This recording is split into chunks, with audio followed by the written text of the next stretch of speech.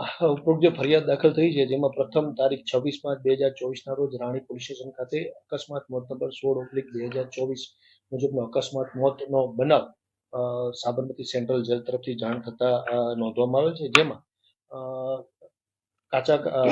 સાદી સજાનો કેદી અજય વિનોદભાઈ પરમાર ઉંમર વર્ષ 33 નો ભરણ પોષણની સજામાં 35 માસની સજામાં સાબરમતી સેન્ટ્રલ જેલ ખાતે હતો. તેની તબિયત અચાનક લથડતા તેને પ્રથમ જેલ ખાતે અને ત્યારબાદ સિવિલમાં સારવાર માટે મોકલતા તેનું મૃત્યુ થયું હોવાની અકસ્માત મોત દાખલ થયેલી. જે અકસ્માત મોતના કારણે મરણ જનારના પીએમ કરવામાં આવે છે ત્યારે મરણ જનારના શરીર ઉપર ઈજાના નિશાનો આવતા હોય છે અને જે ઈજાના નિશાનના કારણે કોઝ ઓફ ડેથ સર્ટિફિકેટની અંદર ઈજાના નિશાનના કારણે તેની જૂની બીમારીના કારણે બંને કમ્બાઈન કારણે તેનું મોત થયું હોવાનું પ્રથમ દૃષ્ટિએ જણાવવામાં આવે છે. ત્યારબાદ મરણ જનારના ભાઈ અને હાલના ફરિયાદી પ્રવીણભાઈ વિનોદભાઈ પરમાર નાઓએ અરજી કરેલ કે પોતાના ભાઈનું મૃત્યુ જેલમાં થયેલી મારઝૂડના કારણે થયેલું હોવાનું જણાવેલ છે. જેની સંપૂર્ણ તપાસ કર્યા બાદ આજરોજ બરાબર ઉપરોક્ત બનાવના કામે ઇપિકો કલમ 304/114 મુજબનો ગુનો દાખલ કરવામાં આવે છે, જેની તપાસ પોલીસ ઇન્સ્પેક્ટર રાણીપ નાઓ કરે છે.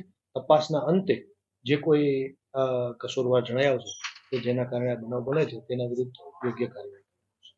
નાડીમાં ફરિયાદ એના માટે હતી કે 2024 ની અંદર 22/5 મારા ભાઈને કલોલ કોર્ટની અંદર મુદત હતી ભરણ પોષણની. એ ભરણ પોષણ માટે કલોલ કોર્ટની અંદર ગયો હતો 22/5 2024. પછી એને ત્યાંથી સેન્ટ્રલ જેલમાં લાયા, સાબરમતી સેન્ટ્રલ જેલમાં લાયા. એટલે પછી હું એને 24/5/2024 ને હું મળીને આવ્યો કે ભાઈ આ કપડાં છે, તું જરા 2 દિવસ અહીંયા એમ તેમ કરીને કાઢી નાખ, પછી હું તને સોમવારે 27 તારીખે પૈસા ભરાઈને કલોલ કોર્ટની અંદરથી બધું પૈસા ભરાઈને પછી હું તને સોમવારે 27/5 હું તને છોડાઈ જવાનો છું. પછી રવિવારે 26/5 મારા ઘરે પોલીસવાળા આવ્યા કે ભાઈ તમારા ભાઈ અજયભાઈ વિનોદભાઈ પરમાર એક્સપાયર થઈ ગયા છે. એટલે પછી અમે બધા સગા સંબંધીઓ બધા તેંગાડી સિવિલ હોસ્પિટલમાં ગયા. મારા ભાઈની ડેડ બોડી હતી પીએમ રૂમની અંદર. પીએમ રૂમની અંદર ભાઈને અમે ચેક કર્યો. સોલંકી સાહેબ અમને તપાસ કરાવડાવી કે ભાઈ તમારા ભાઈની બોડી ચેક કરો, તમારા ભાઈ છે કે કોઈ બીજા છે.